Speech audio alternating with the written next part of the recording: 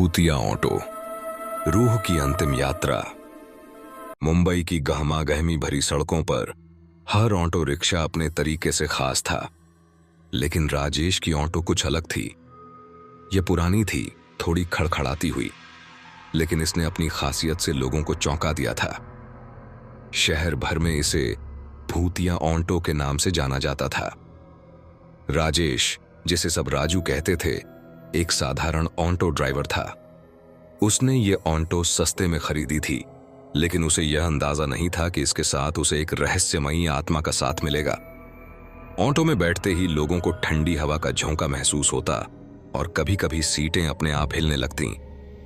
एक रात जब राजू अपनी ऑटो लेकर खड़े होकर सवारी का इंतजार कर रहा था, एक महिला आई।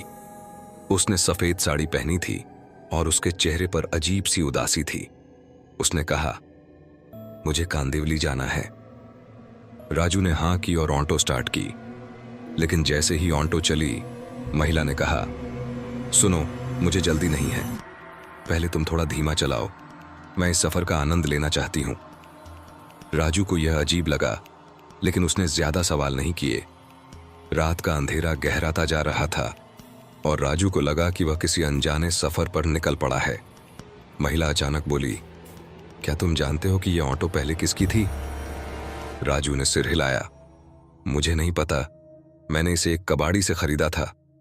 महिला मुस्कुराई और कहा, यह ऑटो मेरे पति की थी, वह इसे चलाकर हमारा घर चलाते थे, लेकिन एक दिन एक हादसे में उनकी मौत हो गई।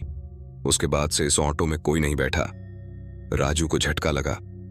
उसने डरते हुए पूछा, तो तुम कौन हो? महिला ने धीरे से कहा, मैं उनकी पत्नी हूं, लेकिन अब मैं इस दुनिया में नहीं हूं। मेरी आत्मा इस ऑटो में बसी हुई है। राजू यह सुनकर घबरा गया। उसने ऑटो रोकने की कोशिश की, लेकिन ब्रेक ने काम नहीं किया। महिला ने उसे शांत करते हुए कहा, डरो मत, मैं तुम्हें कोई नुकसान नहीं पहुंचाऊंगी। मुझे बस एक आखिरी इच्छा पूरी करनी है और तुम्हारी मदद चाहिए। राजू ने हिम्मत जुटाकर पूछा, कैसी इच्छा? महिला ने बताया कि उसकी बेटी, जो अब एक अनाथालय में रहती है, उससे मिलने की आखिरी ख्वाहिश है। राजू को उसकी बातों में सच्चाई लगी। उसने फैसला किया कि वह इस आत्मा की मदद करेगा। अगले दिन राजू और वह आत्मा अनाथालय पहुंचे। महिला की बेटी, जिसकी उम्र करीब 8 साल थी, बगीचे में खेल रही थी।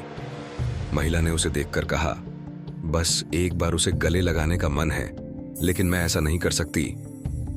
राजू ने बच्ची से बात की और उसे ऑटो के पास लाया। बच्ची ने जैसे ही ऑटो के अंदर कदम रखा, उसे लगा कि उसकी माँ उसके पास है। उसने राजू से कहा, अंकल, मुझे ऐसा क्यों लग रहा है कि माँ यहीं है? राजू ने मुस्कुराते हुए कहा, शायद वह तुम्हारे साथ रहना चाहती हैं। यह सुनते ही बच्ची ने ऑटो की सीट को गले लगा लिया। महिला की आत्मा धीरे धीरे गायब हो गई।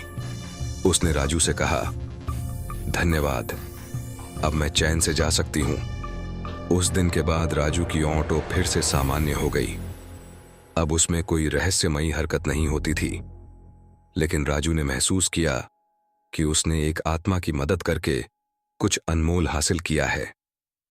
यह कहानी भले ही अजीब थी, लेकिन राजू के लिए यह सबक थी कि हर आत्मा की अपनी यात्रा होती है, और अगर आप किसी की मदद कर सकते हैं तो आपको जरूर करनी चाहिए।